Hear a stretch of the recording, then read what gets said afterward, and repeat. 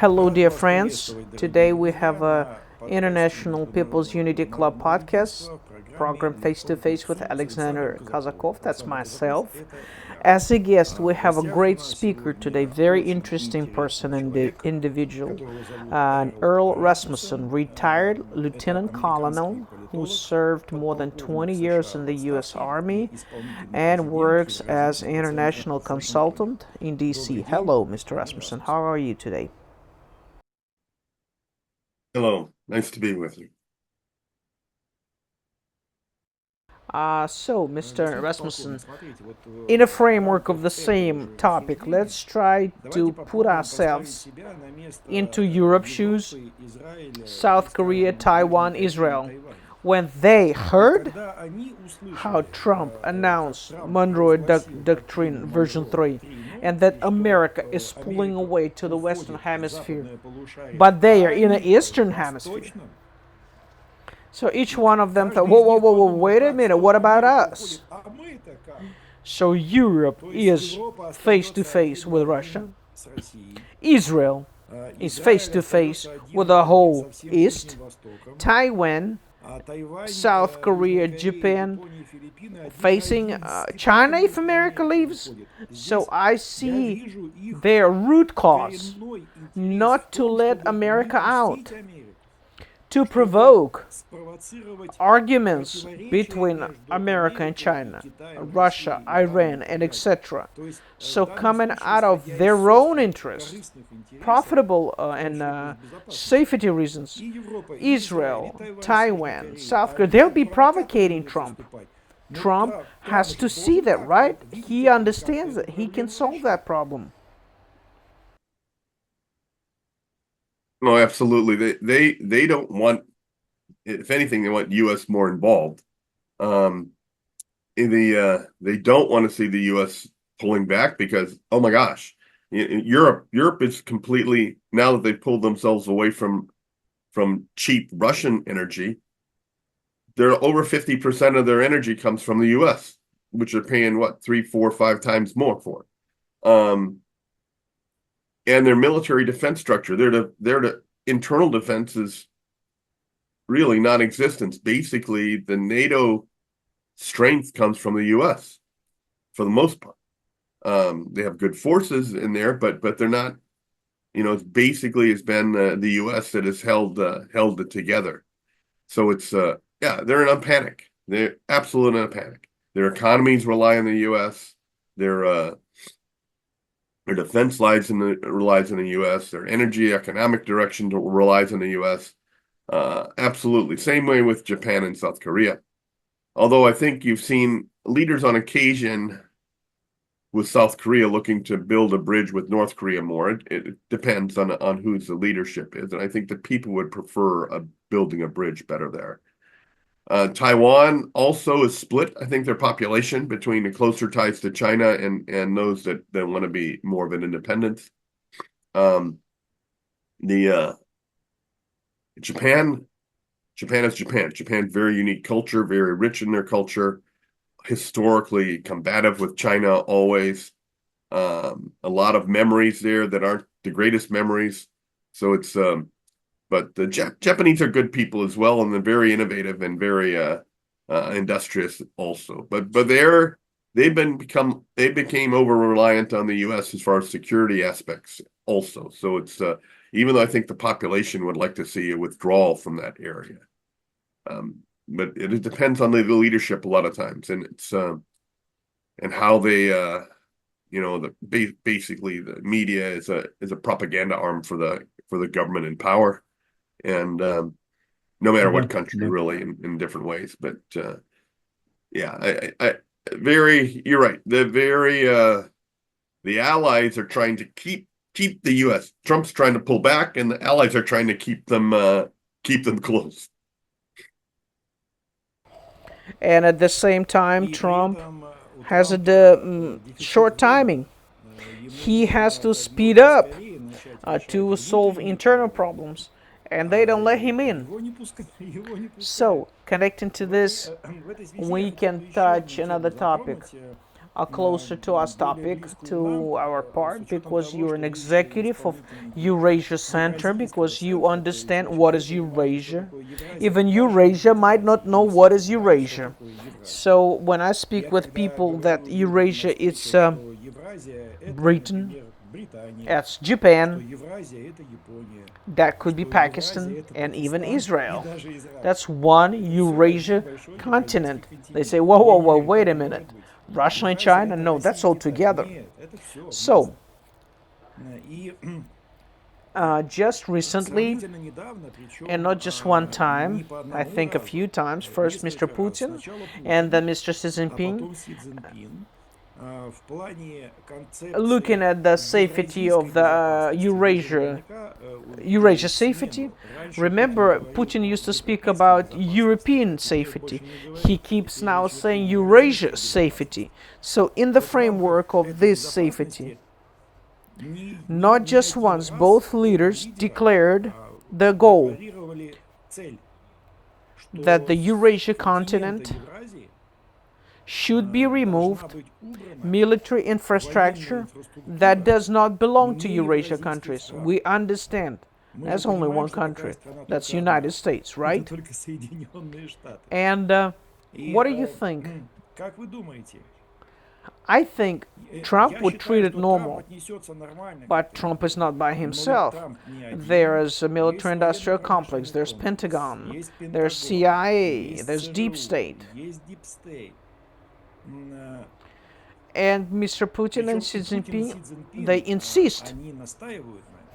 And there's hundreds of military bases, hundreds of airports, that's tens of thousands of military, and that's rocket elements, that's you can go on and on and on. That's what we're expecting in years future, that I think we're going to get back to the question, not us, but our leaders. What do you think? Trump can handle, can he manage the pressure from the inside to bring solution?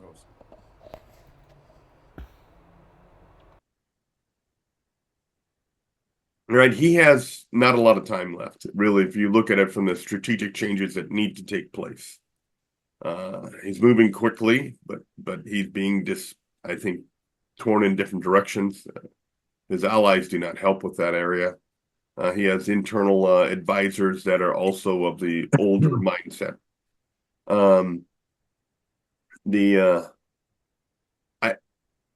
It's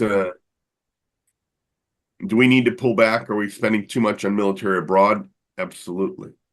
I think we need to pull back there and focus more internally.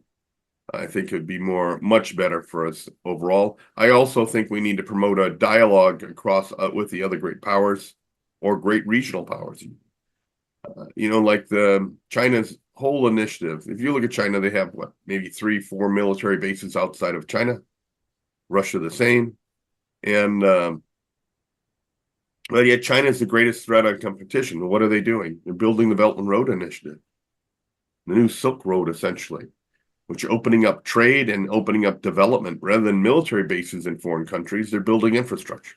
Yes, to access resources, but to provide jobs, to provide infrastructure to developing countries as well. They're not telling the countries how to run their country, how to govern their country. They're respecting the other countries. Yes. Are they hard bargainers with that? Absolutely. Just like we would be. So but they're not promoting other rules on these countries, and they're respecting their sovereignty and their independence. I think rather than fighting the Belt and Road Initiative, I think there's an opportunity. I think China and Russia would both be open to that, of the U.S. participating in that area.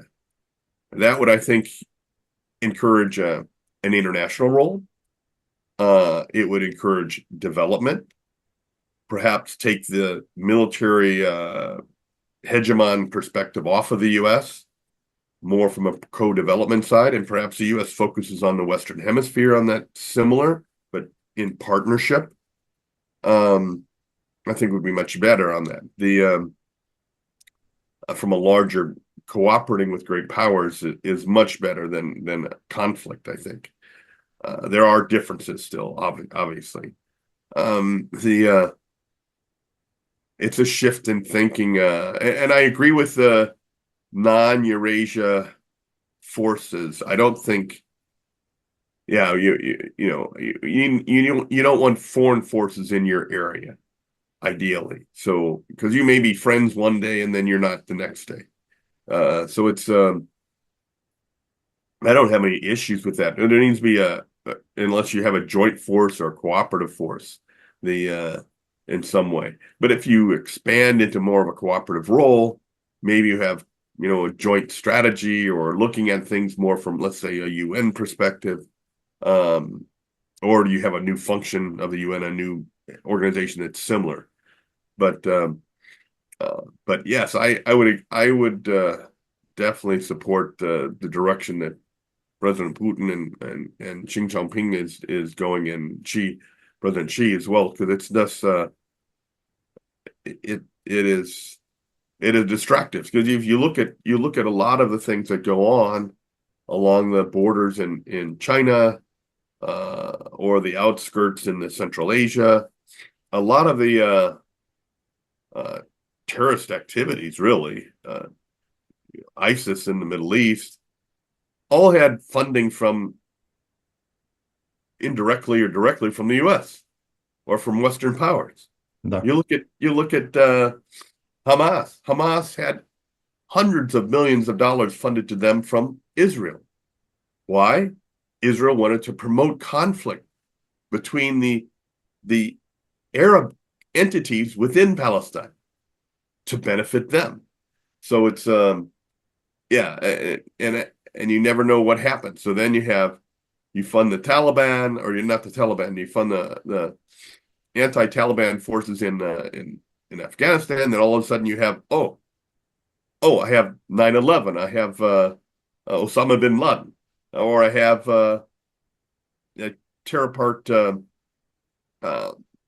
Iraq. I get involved there in intervention, and Saddam Hussein used to be on our payroll as well. And then we thought, we don't need him anymore. Now all of a sudden we have ISIS kind of blowing up. The Arab Spring that we were all behind as well kind of blew up in many places. Look, Libya was the most prosperous country in Africa. Now it's a nightmare there. And I think Gaddafi would have worked with us.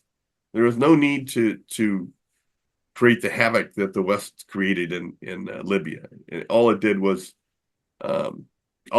bring chaos to the population. So I think,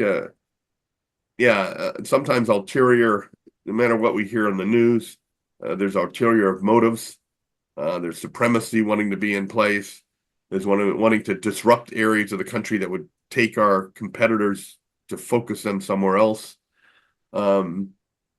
Unfortunately, I don't think that benefits the world as we go forward. And I think a more cooperative engagement, similar to how China and Russia seem to have overcome. There's still disagreements, but they've overcome a lot of their issues that they had and worked together. India is even starting to become more cooperative in that region and that area as well. So it's I think a cooperation and a respect for each other is much more beneficial.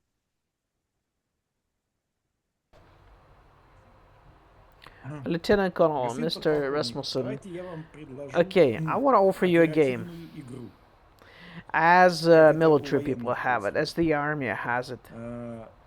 How to undo a big, huge bustle in the ocean. All the parts would be, for example, let's take Japan, right? I know Japan, got a lot of friends in Japan, and among politicians, philosophers, analysts, Japan will never refuse from American umbrella because they're afraid of China. And they have said something, we all remember World War II, what happened. And they will give it all just for American bases to be on Japanese islands. What if we offer as a version a game that Japan's safety in the beginning would be covered by United States and Russia. A joint, and that's similar to what I think my thoughts are, a joint cooperative type of a perspective. Yeah,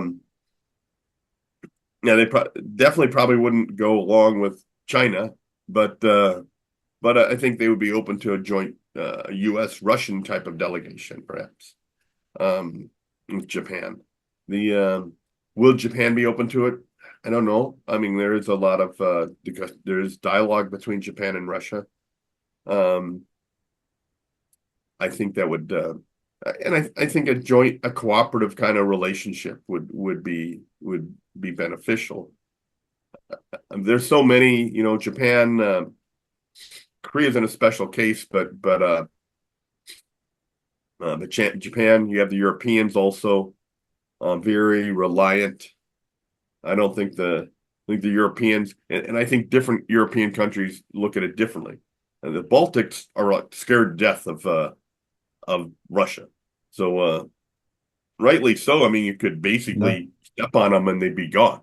So they have a big bark, but not a lot of presence. So but I don't see any threat to them really. But psychologically, they've been geared and focused on it, and the way they treat their Russian population is not in the European democratic mindset. So it's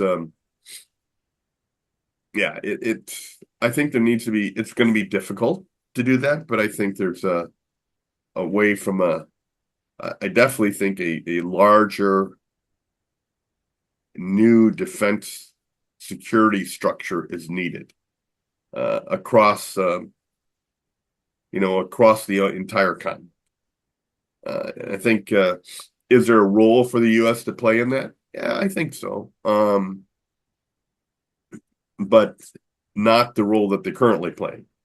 And so I think it needs to be more of a joint role, as you had mentioned, not just in Japan, let's say, or Asia, but also in Europe, perhaps. But I think Europe pretty much is on their own. I think for the most part, I don't think there's a need for the U.S. to be there. Although I think the U.S. would be, or I think the Europeans don't feel that way. And let's face it, money talks, business talks. There's a lot of money being made there, both on the European and the U.S., especially defense side. And a lot of that money then gets cycled into political contributions. So it's there's a big. We may think and go, oh, strategize and say, oh, wouldn't this be perfect? Oh, absolutely. But then comes the money and the business side of it. Now, business could be very beneficial too. Joint development efforts in minerals and rare earths and energy would provide opportunities for many, many people. Rather than being competitive, being more cooperative in that area. I mean, look what happened with China here. So China, we decided, we're not going to ship them high powered chips anymore. Okay, so what did that do? It lost like $200 billion worth of business for U.S. chip manufacturers. What did China do? China focused in and funneled in money, and they're developing their own chips now. And some of the new ones on the board will be much better than the ones the U.S. makes. So, okay, we set them back a couple of years. Who benefited? It actually ended up being China benefiting because they're developing their own internal capability. Russia, the huge, horrific sanctions the Biden administration put on Russia. What did that do? Did it set Russia back a little bit? Yes. But they turned internally. They looked externally rather than relying completely on the West. They built up their capability, especially agricultural, even fashion industry. I have a friend of mine who loves the Russian fashions. So it's they rebuilt and retooled their internally. And actually, perhaps sanctions was a good thing in some ways, to bring out the capabilities that were always there. So it's I think a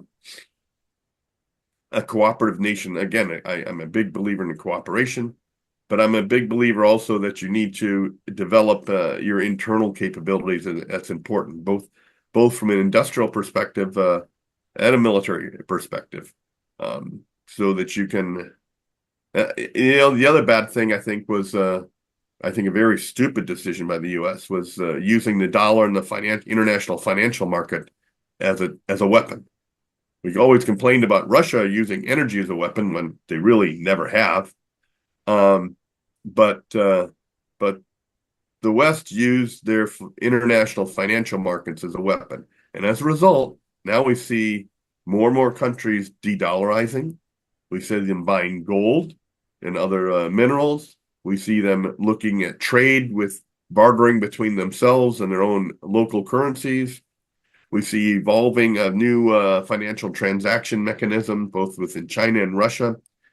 So did that accomplish anything? Yeah, it set some things back a few years. Did it frustrate a lot of people? I hate taking 20 hours to get to Moscow. So it's it's much better when you had a direct flight. And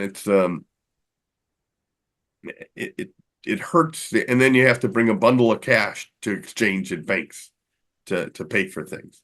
It really is disruptive to the average person more so than the country will get by and they'll evolve. What you're hurting is your own people more than anyone else. So it's anyway. So it's my personal opinion on that. So.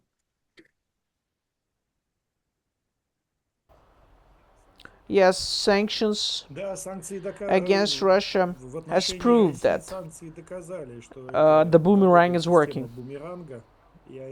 And it has a vice versa effect, and it's actually stronger. So, finishing our conversation, Mr. Rasmussen, I want to touch again the topic of the Western Hemisphere, because we have a couple of countries in this hemisphere that are quite interesting for Russia, that Russia has a long-term relationship, long-term, starting from Soviet Union, and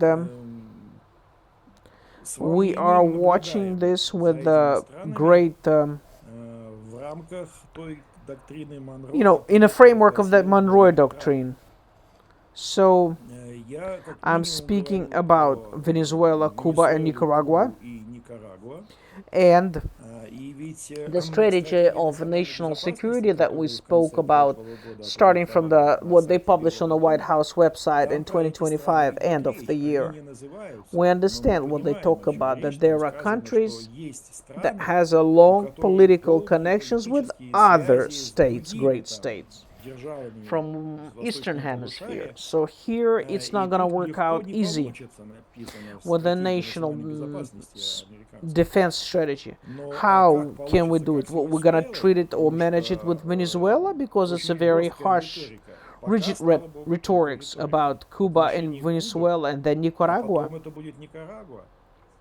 And if Trump's administration will continue to be rigid towards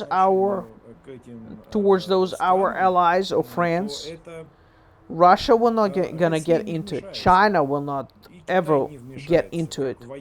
Way too far for military, way too far. But in the future relationship, it would be a big influence. It would be a memory. So what do you think Trump would be solving that question with Cuba, Nicaragua? What do you think? With also Venezuela, where still he has not reached his goals. Yeah, I think one, I firmly believe in independence of the countries, and I think those relationships should continue. I also think China has a lot of strong relationships in South America as well, and they see that as a new market opportunity. We have the new port being built in Peru, that then drastically reduces the need to go through the Panama Canal, and it reduces time for shipping across the continent. So there's very much benefits to the economy there. The Cuba, well, we have we have Secretary Rubio, who is Cuban ancestry, and he has a special interest in Cuba. Maybe his family got kicked out. They're probably oligarchs. Who knows? But yeah, it's. I do know his brother-in-law was involved with drug trade, I guess, at one time. But the that was years ago. So, but he has a special interest in Cuba, and I think in all South America. See, he's a Spanish speaker. He's on the neocon side. He kind of buffers himself a little bit and says that kind of I don't know. He's a politician for sure. Changes with the flow of things, but I think he's driving the policy mostly in the southern region here, with the Spanish speaking area. And I'm kind of concerned about targeting Cuba. Cuba's no threat. There's no security threat to Cuba. If anything, we're stifling them. We're hurting the population. Makes no sense whatsoever. Yeah, they have some. They don't even have that many resources. Yeah, they have some minerals and stuff like that, and some mining capability, but relatively. So it's rather than promoting a better relationship with them, which I think we should, we're sitting there talking about making them another territory or colony or something. The and overthrowing the government. We have a thing about regime change. The Venezuela, so we overthrew or we kidnapped essentially the president Maduro, and now we've got the new president in there whose father was a revolutionary there. He was very influential and basically a hero. I mean, so she has a family history there. She's trying to walk a fine line right now between the chauvinistic entity there, and which is still very strong, and appeasing the U.S. Very difficult task for her, I think. And she probably realizes there was corruption going on that led to the kidnapping of Maduro. So it's she has a challenging job. So but Venezuela is, Venezuela could be worse than Vietnam if we had to go in militarily. So there is a vast country, 3 to 4 times the size of Vietnam, huge jungles, mountains, seas. I mean, it's a very, very be a very difficult country, and with tens of millions of people, a different type of situation. And I think we get bogged down there. Граница с Колумбией и Бразилией в джунглях, которую никто не знает, никто не видит. Absolutely. And it would be a nightmare that would last for years. The Nicaragua is another very independent. They've gone through, we had a whole Iran-Contra affair fighting the Sandinistas, and yet they still evolved, and they're good. The very interesting and rich culture. A lot of these countries have rich cultures themselves, the people. And they've gone through a lot of burden to deal with this. You're not gonna, I think, and they have a lot of respect for whether it's Russia or China, who've been trying to assist them. The U.S. has destroyed their own reputation in a lot of areas. So I think U.S. needs to back off on the rhetoric and allow. I think trade and economic competition there is fine. I don't think there's any. Obviously, I can understand not wanting to have Russian or Chinese military bases, but they need to be a competitive thing. Just isolating people to be, oh, that's my backyard, is not the way to go forward. One more country to speak about that greatly interested both Russia and China, because that's one of the basics of BRICS.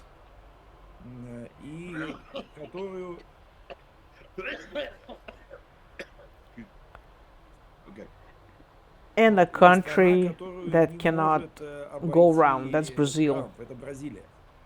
It's practically geopolitical leader of South America, huge country, rich, wealthy, and strong country. And that's one of the countries that founded BRICS.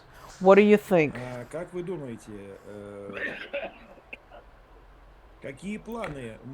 What kind of plans can Trump have against Brazil?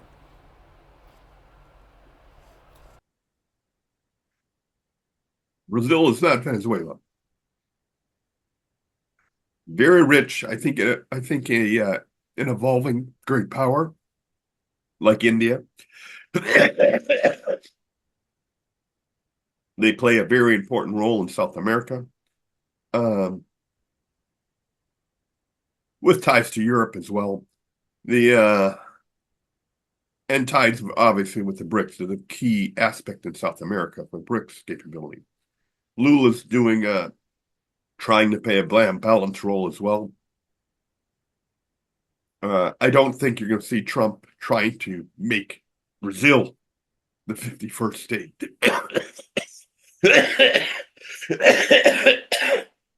Brazil, I don't think you'll see a conflict in Brazil. You may try to see Trump try to isolate them economically, but I think their economic strength and their ties to the BRICS countries are too strong to really be able to do that. He may try to work deals with them economically, but I think that's the extent of that. So, Mr. Rasmussen, I probably made you tired. Get well soon. Get well soon. We will meet with you again if you don't mind and have more time together. And I really want to say thank you very much and appreciate the time that you had for this dialogue. I'm sorry, I've got my cold, so thank you for your patience. So thank you very much. And I just want to remind that today is a podcast we had with the International People's Unity Club, face-to-face with Alexander Kazakov. I had Earl Rasmussen, Lieutenant Colonel from United States, a great individual and Executive Director of the Eurasia Center in Washington, D.C. Thank you very much. We'll see you back again soon.